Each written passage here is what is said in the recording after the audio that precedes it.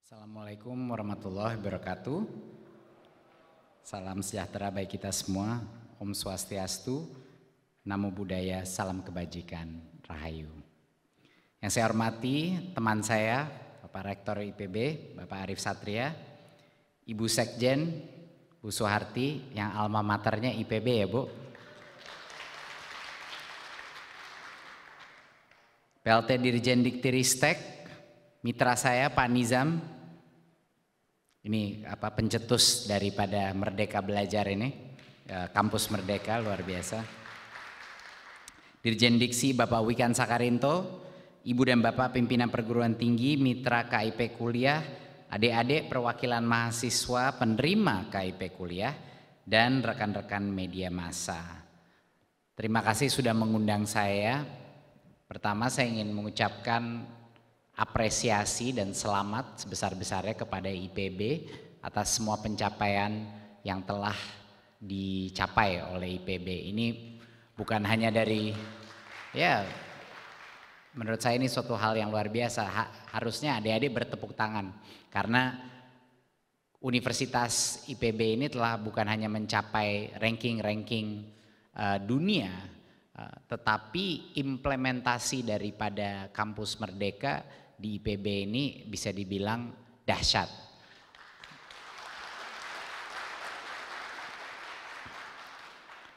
Mungkin karena IPB ini sulit untuk dimerdekakan karena awalnya aja udah merdeka gitu. Mungkin itu salah satu alasan kenapa kayaknya IPB cepet banget gitu merangkul dan melaksanakan kampus Merdeka. Saya melihat berputar-putar dari seluruh kampus ini, melihat berbagai macam fasilitas yang di luar kelas, di mana ada berbagai macam inovasi, riset dan kolaborasi dengan pihak swasta dan pihak ketiga di luar, di mana teman-teman mahasiswa di sini bisa berkolaborasi, melakukan project based learning dan lain-lain. Saya dengar IPB memegang rekor untuk dana kedireka terbesar ya Pak Rektor, dari semua universitas. Luar biasa ini, dahsyat.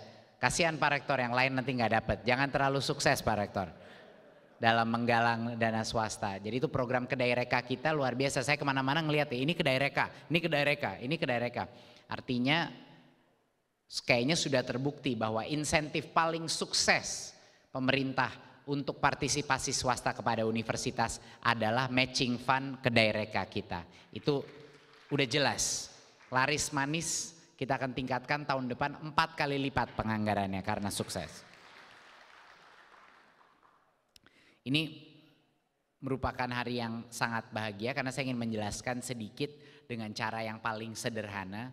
Apa sih KIP Kuliah Merdeka gitu. Mungkin background daripada penyempurnaan ini harus saya jelaskan sedikit. Menurut saya salah satu program yang paling transformatif yang diluncurkan sebelum masa saya dari Pak Presiden dan Menteri sebelumnya adalah KIP Kuliah, luar biasa. Tapi kita di Kemendikbudristek selalu percaya bahwa apapun yang kita, program yang sudah sukses atau apa, kita harus selalu menyempurnakannya, selalu memperbaikinya, selalu membuatnya meningkatkan ke level berikutnya. Salah satu pertanyaan yang kita tanyakan pada saat kita melihat program hebat ini KIP Kuliah adalah apakah ini benar-benar optimal mencapai misinya. Dan misinya itu adalah meningkatkan mobilitas ekonomi dari masyarakat kita, mahasiswa-mahasiswa dari keluarga yang kurang mampu untuk bisa maju atau naik level. Ya, naik level ekonomi dengan mendapatkan beasiswa.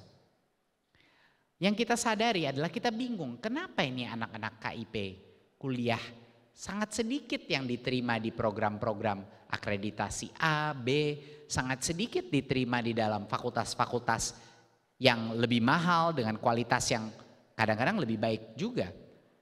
Dan dari program itulah kita menemukan bahwa dengan mematok hanya 2,4 juta per semester per murid dan dengan biaya hidup yang sama di kota apapun, secara tidak langsung kita memaksa universitas dan prodi-prodi terbaik kita untuk rugi. Sehingga universitas-universitas kita banyak yang segan untuk mengambil sebanyak mungkin anak-anak KIPK karena sisanya itu mereka harus bayar sendiri. Jadi pemerintah perannya adalah untuk maju di sini dan intervensi.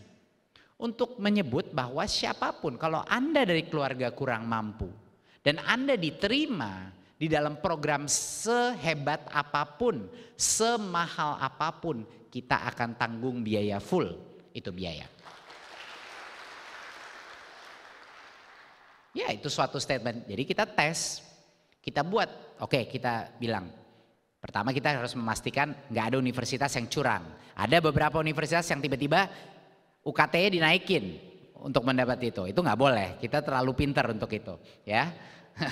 Tapi itu yang pertama kita peringati. Tapi setelah itu kita menemukan apa? Tadi angka yang Bu Harti bilang itu kedengerannya kecil.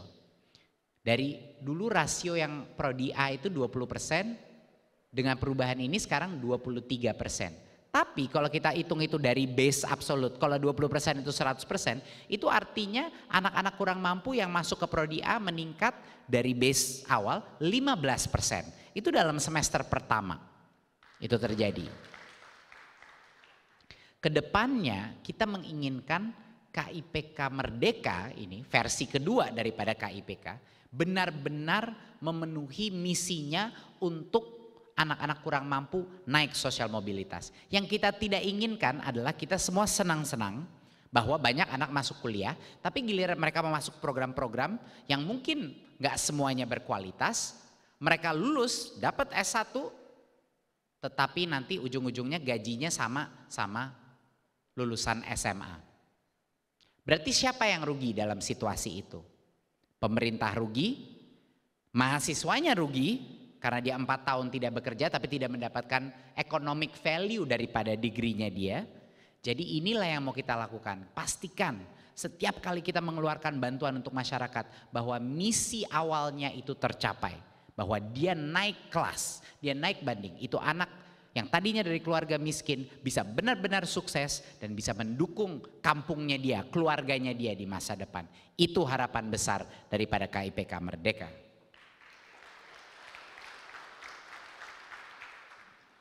Saya ucapkan selamat kepada adik-adik mahasiswa angkatan 2021 yang telah mendapatkan KIP Kuliah Merdeka. Angkat tangan yang menerima di sini. Oke, selamat. Kedepannya universitas tidak perlu melihat lagi apakah ini anak yang mau masuk kampusnya itu anak KIP apa tidak. Yang penting dilihat prestasinya, dia terima aja, dia tahu bahwa pemerintah akan hadir untuk menanggung biayanya. Itu yang kita inginkan. Kepada para pemimpin-pemimpin perguruan tinggi, saya titipkan pesan ini kepada Ibu dan Bapak. Akan ada lebih banyak lagi calon-calon mahasiswa terbaik berkuliah dengan adanya KIPK Merdeka yang sebenarnya itu need blind, ya, membuat Anda semuanya need blind. Saya yakin kita akan menemukan mutiara-mutiara dari berbagai daerah di Indonesia yang kurang mampu memang keluarganya, tapi potensi mereka tidak bisa terbendung. Terima kasih. Wassalamualaikum warahmatullahi wabarakatuh. Om Shanti Shanti Shanti Om. Namo Buddhaya.